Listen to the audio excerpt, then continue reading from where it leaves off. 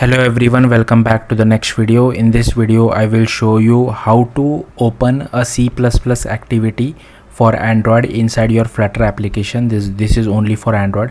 So suppose you have some C++ code and or a C++ screen activity and you want to like display that inside your Flutter application. So I will show you how to do that.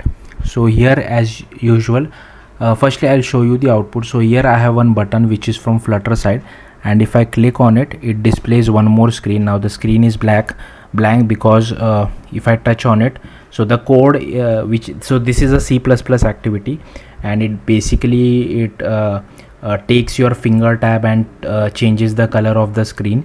Actually the code is quite complex. I will show that later to you, but that's what this output is. Here it can be any C++ code, whatever you like. Okay, so here as you can see I have created a Flutter application, and here I have taken one stateful widget. And then here I have created a method channel called cpp platform. You will have to use the same identifier on native Android side as well. So use whatever you want, but be consistent on both Flutter as well as native Android side. Here I have just taken one text button and it is invoking a method called show C++ activity. And then that's it for the Flutter side. Then go to Android. Firstly you will have to go to Android settings. You will have to search for HDK. Go to HDK tools, and here firstly you will so firstly inside HDK tools, make sure you at least have this HDK build tools installed. Then you require this NDK, so whatever is the latest one, install that. And also make sure what HDK command line tools are installed, and you require a CMake. So here as you can see I have the latest one, 3.22.1. do remember this version, because you will have to change the code according to this particular version number of your CMake. So it is 3.22.1. then go to your project in VS Code, go to Android app src. So before that go to this build.gradle file, and here you can just copy paste this code. So this would be the same, but here you will have to change your CMake version to whatever you see. So whatever CMake version you have installed, change that over here. Then go to main. Inside that create a folder called cpp. Inside that firstly you will have to create so you really don't need this. So even without this your code will run fine.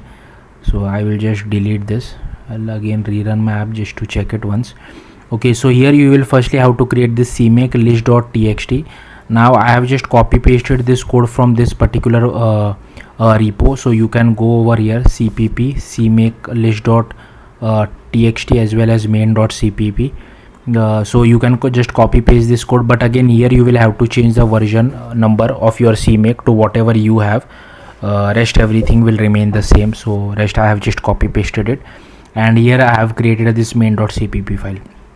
So here you can change the code to whatever you feel like. Again I have just copy pasted it from this main.cpp. even I really don't understand it, but basically whenever you touch your finger, the background color of the screen changes. Like there is more to this, like as you can see over here, it is using some sensor manager and doing all that stuff, which I really don't understand. But that's how you can easily embed or include a C++ activity inside your Flutter application for Android. Your Android manifest.xml, here you will have to also write this bit of code. So Android manifest knows that this is a native activity, like a C++ activity, which you have to open. So don't forget this bit of code as well. So yeah, that's it. Thank you for watching. Bye.